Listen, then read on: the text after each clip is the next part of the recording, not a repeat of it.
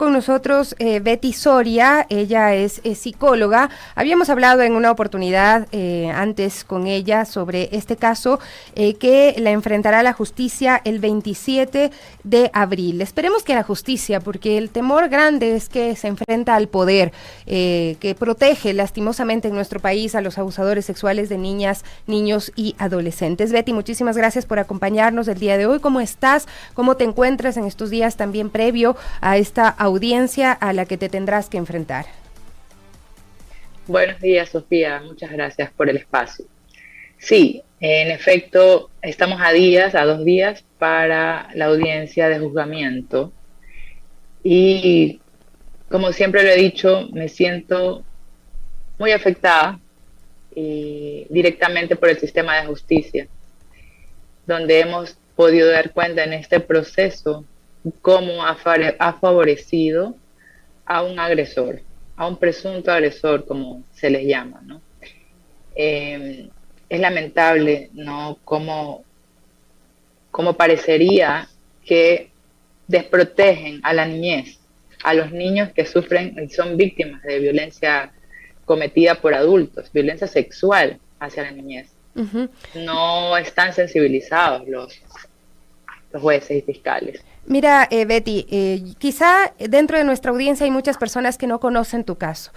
Por favor, ¿puedes resumirnos qué es lo que hiciste para el día de hoy tener que enfrentarte a la justicia?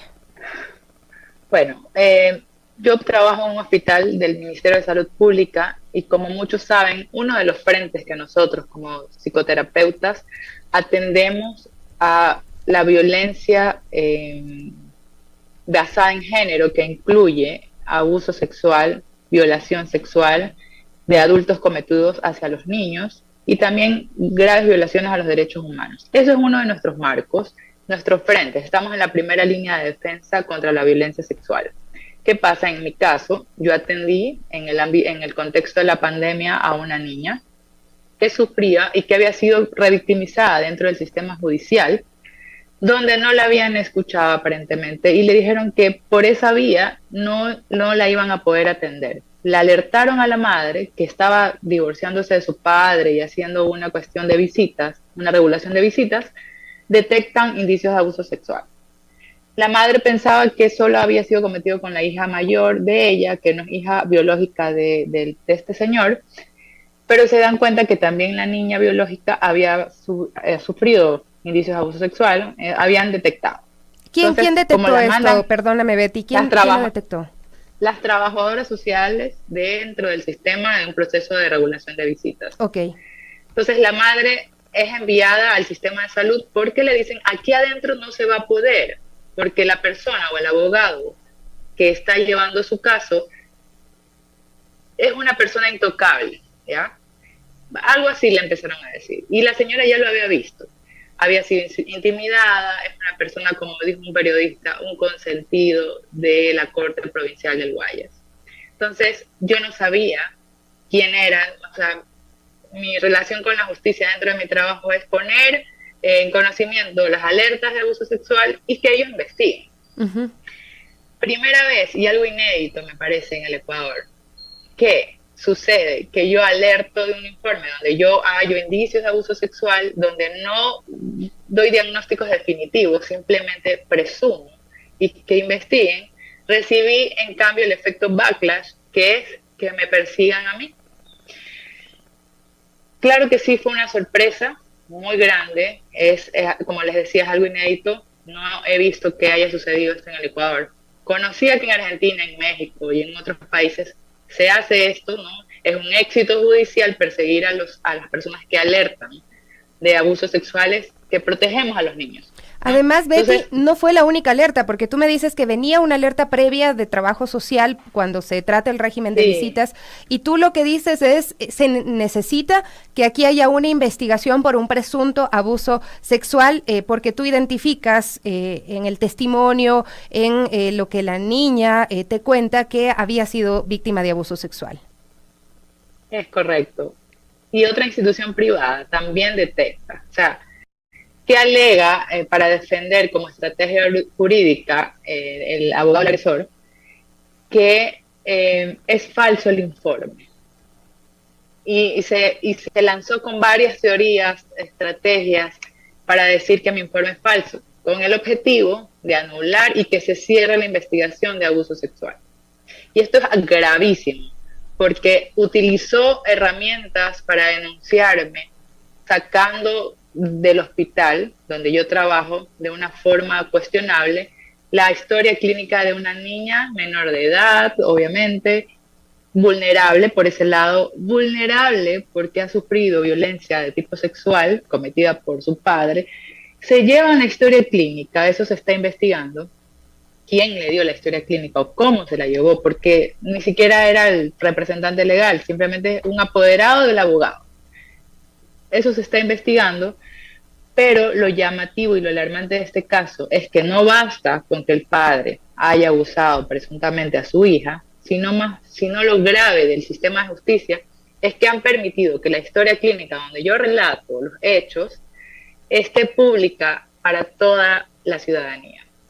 Es decir, han revictimizado a la menor, a la niña, durante 2 años, más de 2 años, su historia clínica está disponible para todos. Es un hecho gravitante y que hemos pedido en este proceso que por favor se reserve el caso. Pero los jueces del tribunal un poco han dicho, no podemos reservar porque es un delito de acción pública, todo el mundo tiene acceso, ni siquiera se sensibilizan. Se pide una habeas data, estamos en espera de resolución para que por lo menos se preocupen por la niña y reserven su historia. Eres tú, es la madre de la niña, es la niña las que están sufriendo este proceso. Betty, yo te quiero invitar a que nos sumemos en este momento también a lo que está ocurriendo el día de hoy en los exteriores del Complejo Judicial Norte en Quito, una alerta también donde se ha pedido a la ciudadanía que vaya a respaldar a una madre que busca justicia por su hijo violado y torturado por su padre cuando tenía 4 años. Esta audiencia se desarrolla el día de hoy desde las 8:30 de la mañana en el Complejo Judicial Norte. Se pide justicia para Samuel y ahí está Denise Herrera precisamente para contarnos qué le pasó a Samuel cuando tenía 4 años y por qué hay esta sensación de que nuevamente la justicia le va a fallar a los niños, niñas y adolescentes. Qué gusto saludar amigos, conectarme ahora mismo a las Guarmis del barrio. La verdad que también escucharla a Betty y del lugar en el que soy es sin duda indignante, Sofi, porque son las madres, son las mujeres las que tienen que seguir poniendo el cuerpo. Justicia para Samuel es lo que gritan aquí los allegados a la mamá de Samuel y también sus familiares. Vamos a proteger los nombres y las identidades precisamente porque hay bastante también en estos contextos temor, ¿no? Principalmente porque el abusador, que además es el padre, es un exfuncionario público de la Fiscalía General y eso debe aterrarnos porque precisamente lo que denuncia la familia son las irregularidades dentro del proceso. Han tenido que venir hasta esta audiencia nuevamente para exigir que se lo detenga porque el abusador logró huir, lo encontraron en Perú, pero finalmente una corte de Pichincha resuelve sin mucho argumento liberarlo, ¿no? Estoy con la hermana de la mamá de Samuel y la verdad que ya sabemos que lamentablemente los procesos siguen siendo revictimizantes y además difícil de sostener, son varios años. ¿Cómo estás? Buenos días. Sí, son varios años que mi hermana y mi sobrino han tenido revictimizados, como tú lo dices, porque la justicia no ha hecho su trabajo efectivo. Pensamos nosotros desde nuestro punto de vista, porque las pruebas fueron claramente exhibidas por las psicólogas de la misma fiscalía, unas colaboraron, otras no, pero las pruebas han sido exhibidas y hasta ahora, hasta el momento, no hemos tenido justicia para mi sobrino, quien ha sufrido todos estos años por el daño psicológico que le hizo este hombre, que es su padre, y no tenemos nosotros hasta ahorita reparación. El día de hoy esperamos que la justicia se ponga del lado de mi sobrino, que es una persona indefensa, frente a un monstruo como el que fue su padre. Él lo ha reconocido y él sabe y todos sabemos lo que ha pasado. Sin embargo, la justicia no ha determinado así ya 5 años. Como tú dices, él se fugó del país, alargando más los procesos y ahora seguimos en esto. No se presentan los testigos, alargan los procesos. Esperemos que el día de hoy ya finalmente se dé lo que tanto ansiamos, que no es nada más que la verdad. Algo como familia también y que la verdad es lamentable, es que ustedes tienen algunas observaciones al proceso, precisamente porque se trata de un exfuncionario que trabajaba en la Fiscalía. Ustedes cuestionan también las didácticas del proceso, ¿no? Por ejemplo, cómo sale del país, cómo logra ser excarcelado, cómo no lo logran avanzar en este proceso. Sí, sí tenemos nuestras dudas, porque claro, él fue exfuncionario de la Fiscalía y también son cosas que pasan y uno piensa que hay alguna ayuda o hay algo que ha impedido que él esté preso, porque una persona que tiene un cargo por violación, no entiendo cómo puede estar libre, no sé, a lo mejor haciendo daño a más niños, no entiendo cómo pudieron haberle dejado libre, pero bueno, sí, estamos temiendo que hay algo de ayuda ahí, pero esperemos que por el bien de mi sobrino la justicia hoy se deje de estas cosas y le ayuden a mi hermana y a mi sobrino. Muchísimas gracias, Sofía. Yo solo quiero agregar también unas declaraciones. Aquí están algunas madres también de casos que se suman, por ejemplo, casos de feminicidios. También estoy con Ruth Montenegro aquí. Solo quería agregar algo más. Por ejemplo, Ruth, cuando acompañas, vos que te has vuelto también una voz fundamental, crítica a lo que ocurre en los procesos judiciales, por ejemplo, cuando vemos abusos sexuales, cuando escuchamos, por ejemplo, a una psicóloga tener que enfrentar básicamente la cárcel por denunciar un abuso sexual, y en el ámbito educativo, que es lo más preocupante, ¿no? Por un lado, las ausencias que hay de las autoridades en las infancias, lo que vemos ahora en las escuelas, y bueno, tu caso que también ha sido emblemático en la capital. ¿Qué resurge en esto también cuando escuchamos, por ejemplo, que sigue ocurriendo esto? Como madre de Valentina, una niña de 11 años asesinada después de haber sufrido violencia sexual dentro de la Unidad Educativa Global del Ecuador, hace ya este 23 de junio van a ser 7 años, aflora nuevamente la indignación y el dolor de ver cómo las instituciones estatales, entre ellas el Ministerio de Educación, como en el caso de Valentina, siguen permitiendo que entre la gente, entre los trabajadores, maestros y maestras, sigan habiendo agresores sexuales. Y en la sociedad misma vemos también cómo se naturaliza este tipo de violencia, sobre todo cuando se da dentro del ámbito familiar. Vemos también cómo desde las instituciones judiciales, desde los operadores y operadoras de justicia, la palabra de nuestros niños, de nuestras niñas, no se cree. Es la palabra que queda en el último lugar. Es la palabra que se cuestiona hasta la saciedad. Y la que prima es la versión de los agresores, de los violadores. En el caso de Valentina, de los feminicidas. Entonces, ¿dónde quedan los derechos de nuestras hijas, de nuestros hijos y de nuestras hijas? Estos derechos se vulneran y se pisotean a diario, cada día, en la casa, en la escuela, en la calle, en todas partes, en todos los lugares existen situaciones de violencia sexual. Y el Estado como tal, el gobierno como tal, no responde y no toma medidas reales para prevenir esta situación de violencia. No existen políticas públicas reales y con recursos suficientes para prevenir esta situación de violencia. Entonces, ¿a qué asistimos? Que frente a la impunidad estos casos se repiten una y otra vez, porque ¿cuál es el mensaje que llega cuando hay una situación de violencia, de feminicidio a la sociedad y no existe una sanción para los agresores? Que podemos hacer lo que nos da la gana sin que se asuman responsabilidades. Eso es algo de lo más grave. Gracias, Ruth, que lastimosamente la impunidad es una palabra que se ha vuelto el desayuno básicamente de los ecuatorianos en el país. No lo digo yo, así lo han alertado diferentes sectores, de organizaciones sociales, también de periodistas y y feministas en el país que cuestionan eso. Nosotros vamos a acompañar a la audiencia, a estas madres que siguen exigiendo justicia. Muchísimas gracias, Denny, y pues gracias a la valentía también de las víctimas, de los familiares de las víctimas que pues permiten que se visibilicen estos casos. Y Betty, ahí está nuevamente, ¿no? Este proceso de un niño sexual abusado tarda años, hay una revictimización, y en el caso que tú estás pasando y enfrentando en este momento, precisamente tu alerta sobre el caso de abuso sexual infantil todavía no llega a tener una justicia, todavía no llega a procesarse, mientras tú sí estás frente a la justicia, la madre de la niña sí están enfrentando un proceso judicial y lo que decía Denny, posiblemente la cárcel. ¿Qué crees que pueda pasar en la audiencia de juzgamiento, Betty? Yo me temo lo peor, sí, pero yo voy a hablar siempre con la verdad. Vamos a exigir que nuestros derechos como procesados no sean más vulnerados. Vamos a perseguir, a insistir, a persistir para que el sistema judicial empiece a hacer una acción disciplinaria, porque los jueces se prestan para esto. Tengo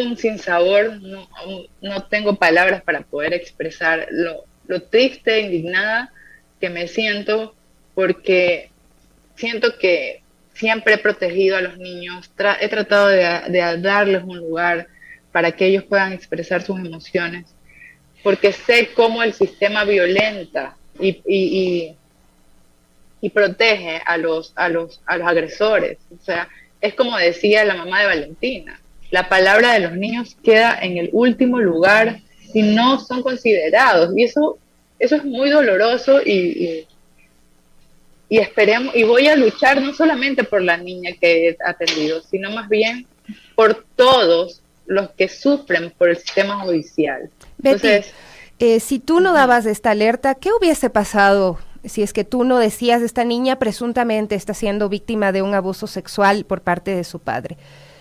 ¿Podría haber llegado incluso este caso a terminar en una muerte de la menor o en algo aún más grave de lo que ya ha vivido y ha sufrido esta niña? Estaba en un proceso muy grave. La niña estaba psíquicamente aniquilada, con desesperanza, porque ya estaban siendo intimidadas por este abogado, exfuncionario también de la función judicial, fiscal, una persona muy reconocida.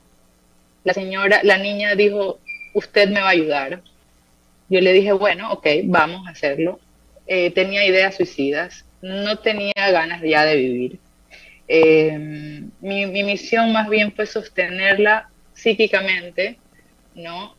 Pero ella actualmente se siente culpable por haberme puesto en una situación lamentable. Es una niña, yo sigo ¿no? insistiendo, es una niña. Así es. Entonces ella sí decía, o sea, la van a hacer daño también. Yo le decía, no, para nada, este es mi trabajo. O sea, yo he hecho 100 denuncias en el año, nunca me han llamado, pero voy a seguir insistiendo, voy a hacer énfasis en este caso. Y el presunto abusador está fuera del país, ¿no? Él ni siquiera va a dar la cara. Él es un ciudadano alemán que posiblemente está disfrutando de todo el daño que está haciendo. Él está libre. El que hace y lo representa en los juzgados es este exfuncionario de la función fiscal.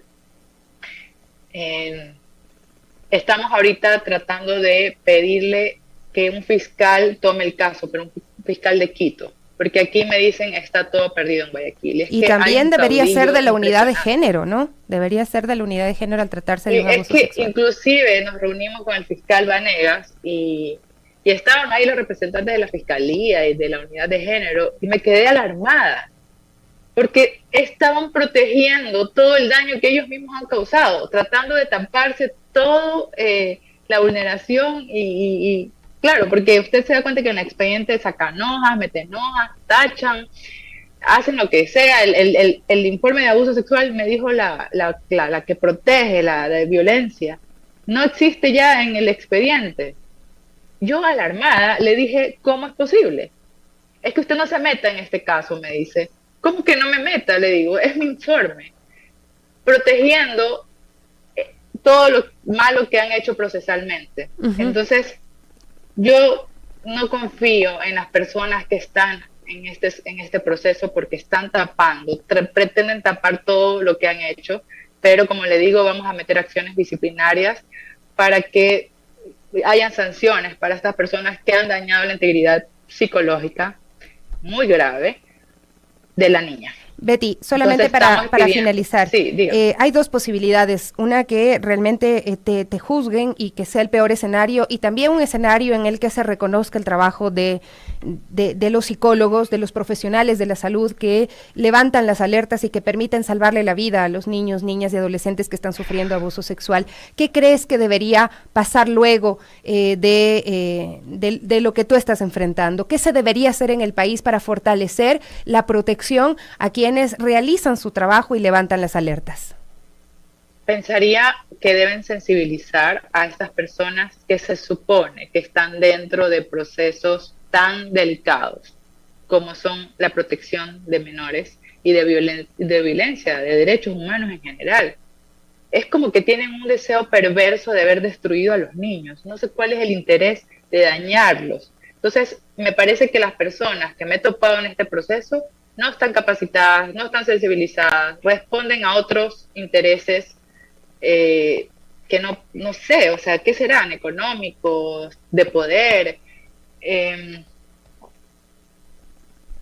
Pienso que hay que poner personas estratégicas por lo menos en la primera línea de defensa contra los derechos humanos, ¿no? Personas que en realidad estén entregadas y que estén bastante sensibilizadas y comprendan los derechos humanos. Y fortalecer, de violencia basada en género. Betty, fortalecer la protección también a los profesionales de la salud. Hace unos días yo te contaba, ¿no? Acá en Quito hubo un abuso sexual a un niño de 9 años en un colegio, y la alerta la da la profesional, aunque también no ponen siempre las denuncias, ¿no? Pero viendo tu caso, seguramente muchos profesionales de la salud se preguntarán, ¿debo realmente poner la denuncia?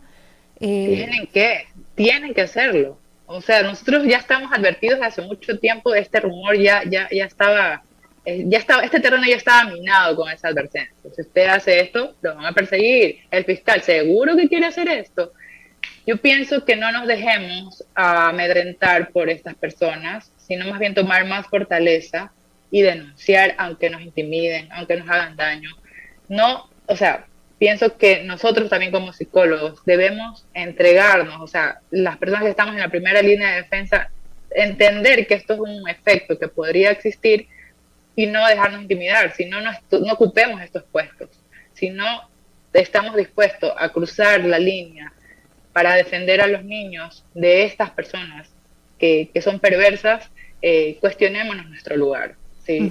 Trabajando, pero no nos Qué importante lo que tú dices, Betty. De verdad te agradezco por tu valentía, porque el tener funcionarios como tú, pues de alguna forma nos puede hacer sentirnos un poco más tranquilos, más tranquilas al momento que nuestros niños pues presenten algún tipo de atentado a sus derechos, de vulneración, ¿no? Hay que decirlo, lastimosamente en nuestro país la gran cantidad de delitos contra los menores en lo que tiene que ver con abuso sexual infantil son responsabilidad de los padres, familiares cercanos, así es que también hay que estar muy alerta y hay que creerlos a los niños, y esto lo decimos pues en mayúsculas, hay que creerles a los niños y a las niñas. Betty, muchas gracias por acompañarnos hoy, el día 27, ¿a qué hora es la audiencia? Y un llamado a que te acompañen. Este jueves, el 27 de abril a las 2 de la tarde, será la audiencia de juzgamiento, y bueno, yo les agradezco por todo el espacio que me han dado, pero sí sumémonos a esto de no dejar que el sistema judicial falle en contra de los niños. Así es, es un compromiso por lo menos desde este espacio. Betty Soria, psicóloga clínica, quien el día de hoy está enfrentando a la justicia y al poder por defender a una menor que sufría abuso sexual infantil. 9:54 minutos.